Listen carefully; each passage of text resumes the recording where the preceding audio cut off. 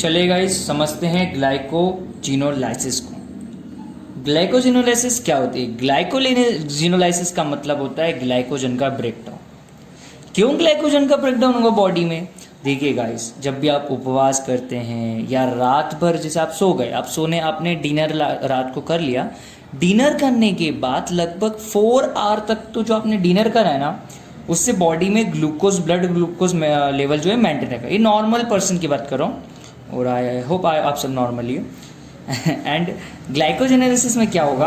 अब देखिए 4 आवर तक तो ब्लड ग्लूकोज लेवल मेंटेन रहा, बट जैसे ही 4 आवर ओवर होंगे उसके बाद बॉडी में ब्लड ग्लूकोज लेवल कम होते जाएगा। तो उसको मेंटेन करने के लिए ग्लाइकोजिनोलाइसिस करना पड़ेगी। कौन करेगा ग्लाइकोजिनोलाइसिस? मेरा लीवर करेगा ग्लाइकोजिनोलाइसिस, आपका भी करेगा लीवर। बट हमने तो ऑर्गन सुना था, मसल भी करते हैं। ठीक है, मैं आपको पूरा डिटेल बताऊंगा, समझिए। पहले अभी लीवर लेके समझते जाइए। लीवर ने भैया ग्लाइकोलाइसिस करी, उसने ब्लड में ग्लूकोज लेवल इंक्रीज नहीं बोल सकते, नॉर्मल मेंटेन कर दिया। ठीक है, जब तक आप अगला फूड या ब्रेकफास्ट नहीं लेंगे जब तक ये मेंटेन होगा। ठीक है, इसी तरीके से। ठीक है, सो समझिए कहाँ सबसे पहले हम समझ जाएंगे साइट क्या है ग्लाइकोजेनेसिस का? आपको बताई थी मैंने, लीवर के अलावा आपकी मसल्स भी है। ठीक है, लिख देते हैं हम। ऑर्गन्स कौन कौन से होंगे? ऑर्गन्स में होंगे आपके लीवर एंड मसल्स। लीवर और मसल दोनों ही ग्लाइकोजेनोलाइसिस करते हैं। बट अभी आपको एग्जांपल में मैंने किसका लिया? लीवर का एग्जांपल लिया, जो कि लीवर ब्लड ग्लूकोज लेवल को मेंटेन करेगा। मसल का मैंने ऐसा कुछ कहा नहीं है। क्यों नहीं कहा है? कॉन्सेप्चुअल थिंग है, आपको आगे पूरी पता चल जाएगी। ठीक है, ऑर्गेनेली बोलता हूँ मैं। ऑर्गेनेली कौन कौन से होंगे? देखिए, ऑर्गेनेली में साइटोप्लाज्म में होगा। याद है आपको ग्लाइकोजेनेसिस में मैंने क्या कहा था? ग्लाइकोजेनेसिस साइटोप्लाज्म में होती है। ठीक है, ग्लाइकोजिनोलाइसिस भी साइटोप्लाज्म में होगी, बट ग्लाइकोजिनोलाइसिस एडिशनली लाइसोसोम में भी होती है। लाइसोसोम्स में ज़्यादा नहीं होगी, सिर्फ 1 to 2% होगी, है ना। और समवट स्मूथ एंडोप्लाज्मिक रेटिकुलम जो होते हैं उनका भी इसमें रोल होता है। स्मूथ एंडोप्लाज्मिक रेटिकुलम का क्या रोल होगा आगे डिटेल में समझाऊंगा। चलो अब रेट लिमिटिंग एंजाइम की बात कर ले इसमें। जैसे कि हमने उसमें ग्लाइकोजन सिंथेस देखा था, यहाँ कौन सा होगा? देखिए guys, rate limiting steps, rate limiting enzymes आपको याद रखना होगा। RLE rate limiting enzyme. Rate limiting enzyme होगा glycogen phosphorylase. Glycogen phosphorylase rate limiting enzyme होता है। इसके साथ हमें एक और चीज याद रखनी होती है। क्या रखनी होती है? ग्लाइकोजन फॉस्फोराइलेज में जो को एंजाइम यूज होता है, इस एंजाइम में जो को एंजाइम साथ में यूज होता है इसकी हेल्प के लिए, वो को एंजाइम होता है आपका PLP। व्हाट इज द मतलब क्या है इसका? What is the meaning of the PLP? Meaning क्या है PLP का? पायरिडॉक्सिल फॉस्फेट। पायरिडॉक्सिल फॉस्फेट, इसका भी गाइस बहुत इंपॉर्टेंट क्वेश्चन इस पे फॉर्म होता है। पायरिडॉक्सिल फॉस्फेट जो है हमेशा प्रोटीन अमीनो एसिड का जो मेटाबॉलिज्म होते हैं ना, वहां ये कोएंजाइम वर्क करता है। बट कार्बोहाइड्रेट में कभी नहीं करता है। बट कार्बोहाइड्रेट में ग्लाइकोजिनोलाइसिस ही एक ऐसी रिएक्शन से जहां पर ये कोएंजाइम पायरिडॉक्सिल फॉस्फेट यूज होता है। इसमें बहुत सारे क्वेश्चंस फॉर्म होते हैं, याद रखिएगा। पायरिडॉक्सिल फॉस्फेट, ग्लाइकोजिनोलाइसिस, कार्बोहाइड्रेट की सिर्फ एकमात्र रिएक्शन है जहां पायरिडॉक्सिल फॉस्फेट यूज होता है। Then we are moving to understand steps of the glycogenolysis. What are the steps of glycogenolysis? Basically, we have seen in the glycogenesis we have seen basically 3 steps. But now in these also in the glycogenolysis there are 3 steps. The first step is action of glycogen phosphorylase. This is the first step of glycogenolysis. हमने देखा था glycogenesis में action of glycogen synthesis जो कि rate limiting enzyme था, वो second number पे step में था, क्योंकि फर्स्ट स्टेप में there is a formation of UDP glucose, but in this there is a action of glycogen phosphate is the first step. And what is the second step? Basically removal of branches. Removal of branches is the second step. Do you remember we have seen actually the branching is happens in the third step of the glycogenesis. In the glycogenesis there is a third step. In the third step branching happens, but the second step of the glycogenolysis is the removal of branching or removal of branches. Removal of branches. And the third and the last step of glycogenolysis is the conversion of glucose 1-phosphate into glucose. Basically what we want glucose in our blood. So the last step is the formation of glucose or releasing of glucose from the liver into the blood. So this all occurs in the steps of the glycogenolysis. Let we move towards the first step of action of glycogen phosphorylases. First step देखते हैं, action of glyco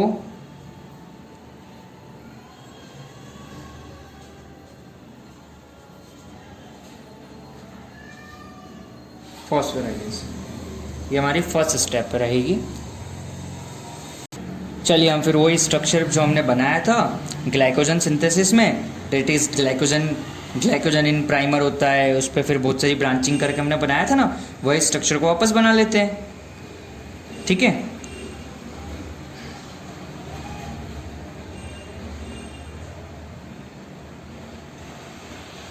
guys basically अपन ये दो ही को देख रहे हैं. यहाँ पर ऐसी बहुत सारी होगी, ठीक है, उस पर ध्यान नहीं देते, सिर्फ हम ये दो पे ध्यान देंगे. ठीक है, जो कि हमने लास्ट में बनाई थी. ठीक है, यहाँ अगेन वापस बोल रहा हूँ, यहाँ कितने कार्बन होना चाहिए? 1 2 3 4 5 6. बट आपको एक बात बता दूँ, 6 कार्बन हमने यहाँ से एक्सोस लेके हमने यहाँ ऐड करे थे ग्लाइकोजेनेसिस में. इस 6 कार्बन पे बहुत सारे और भी ऐड हो सकते हैं, समझ रहे हो आप?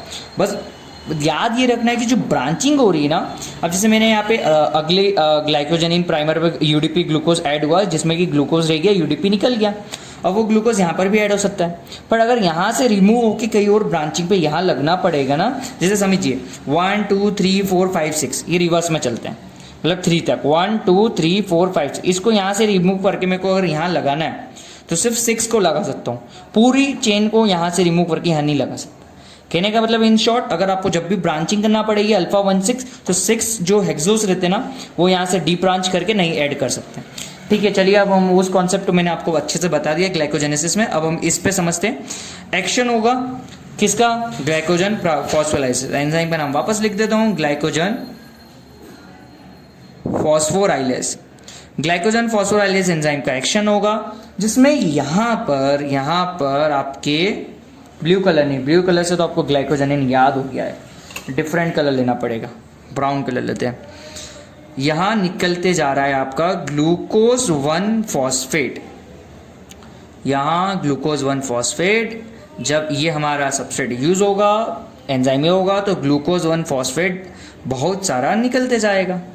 ठीक है, अगर ग्लूकोज 1 फॉस्फेट निकलते जाएगा तो निकल गया, फिर आपको एक थोड़ा सा सबस्ट्रेट ये बच जाएगा, क्योंकि देखिए ना जितना पूरा स्ट्रक्चर रहेगा ना इसका, समझिए 1 2 ब्रांच है ना, इसी जिस पर थाउजेंड्स ब्रांच होगी. थाउजेंड्स ब्रांच एक ही बार में डी ब्रांच नहीं होती है, वक्त के साथ. अगर आप 3 दिन भूखे हो, उपवास करें, तो डेली थोड़ा इसकी डी ब्रांचिंग होगी. ऐसा नहीं होता है कि कभी भी पूरा ही डी ब्रांच हो जाता है स्ट्रक्चर. ठीक है, कुछ तो बचेगा कुछ तो, ये देखो कुछ बच गया, यहाँ पर भी है, यहाँ ब्रांचिंग वाले 1,6 है, ठीक है, आप समझ गए मेरी बात। बट अब यहाँ समझिएगा, ठीक है। चलिए मैं एक ही ब्रांच को लेता हूँ थोड़ा सा ना, नहीं तो आपको लगेगा कि कितनी सारी ब्रांच ले ली, ठीक है। हमने 2 ही ब्रांच को समझा है, यहाँ पर भी 2 ही ब्रांच है। ये पहली ब्रांच, फर्स्ट ब्रांच ये है, दूसरी ब्रांच ये है, और यहाँ पर भी 2 ही ब्रांच है, आप समझिएगा। अब थोड़ा सा और डिटेलिंग में जा रहा हूँ ताकि आपको हमेशा के लिए याद रह जाए। देखिए यहाँ मैंने कितने कार्बन बनाए, आपने ध्यान दिया है? एक चेन ये है, इसके सेकंड से यहाँ जो निकल रही ब्रांच वो ही यहाँ पर है, ठीक है। अब इसी ब्रांच को मैंने कट करा, यहाँ से कट करके यहाँ पे कितने देखिए 1 2 3 4 है। कहने का मतलब क्या है? कहने का मतलब ये है कि यहाँ पर कितने सारे भी हो, जब मैं डीप ब्रांच करूँगा ना तो मैं डीप ब्रांचिंग के वक्त ज़्यादा से ज़्यादा मैं डीप ब्रांचिंग करने वाला हूँ।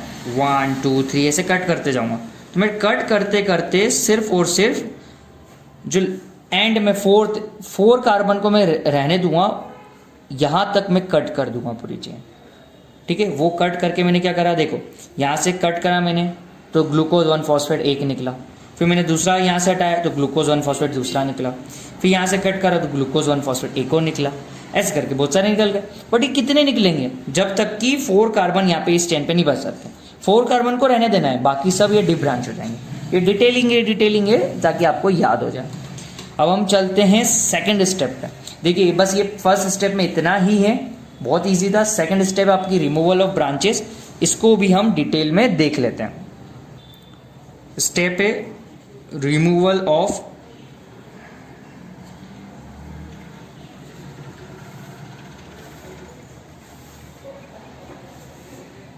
ब्रांचेस। रिमूवल ऑफ ब्रांचेस में एंजाइम यूज होते हैं क्योंकि हमें ब्रांचेस को रिमूव करना है। देखिए पहली वाले में तो ये जो ब्रांच डी ब्रांचिंग हुई ना, तो इसमें समझिएगा ब्रांच आपकी कैसे निकली है। डी आपका यहाँ से ग्लूकोज मॉलिक्यूल निकलते गए, ग्लूकोज मॉलिक्यूल निकलते गए। बट अब मैं चाह रहा हूँ कि आपके ये जो चेन थी ना, ये भी यहाँ से ब्रेक हो जाए, यहाँ से भी ब्रेकेज हो जाए, और मतलब अल्फा 1,6 लिंकेज भी ब्रेक हो। अभी तो यहाँ पे देखिएगा आप से अल्फा 1,4 जितने भी थे ना लीनियरिटी वाले, वो ब्रेक पे थे, ठीक है। तो मैं चाहता हूँ कि अल्फा 1,6 भी मैं ब्रेक करूँ, तो मुझे एंजाइम भी तो चेंज करना पड़ेगा, ठीक है। एंजाइम चेंज कर लेते हैं। एंजाइम में चेंज यूज़ करेंगे इसमें, मतलब चेंज करने का मतलब यहाँ पे एक एंजाइम अलग यूज़ होगा। इस एंजाइम का नाम है डी ब्रांचिंग एंजाइम, ठीक है। What is the purpose of D branching enzyme? D branching enzyme का पर्पस है अल्फा 1,4 और अल्फा 1,6 लिंकेज को पूरी तरह से हटाना, ठीक है। अब यहाँ ये डी ब्रांचिंग एंजाइम है ना, इसके बाय फंक्शनल एंजाइम कहते हैं इसको क्या कहते हैं? इसको बाय फंक्शनल एंजाइम बोलते हैं। क्यों? क्योंकि दो फंक्शन कर रहा है, बाय फंक्शनल एंजाइम के कैटेगरी में आता है, ठीक है। बाय फंक्शनल एंजाइम में मतलब इसमें आई थिंक कुछ ना कुछ 2 एक्टिविटी होती होगी, ठीक है। तो मैं वो 2 एक्टिविटी को लिख लेता हूँ। देखिए पहली एक्टिविटी इसमें होती है अल्फा 1,4 ग्लूकेन ट्रांसफरेज,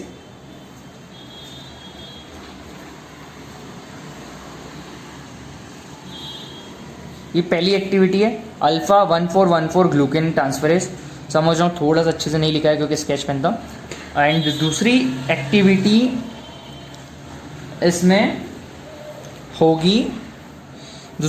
इसमें होगी आपकी अल्फा 1,6 ग्लूकोसाइडेज, और इसको अब कॉमनली कहा जाता है अमाइलो 1,6 ग्लूकोसाइडेज, ठीक है। 2 एंजाइम एक्टिविटी है, first alpha 1,4 glucan transferase and second alpha 1,6 glucosidase अमाइलो, और इसका तो कॉमनली कहा जाता है अमाइलो 1,6 ग्लूकोसाइडेज।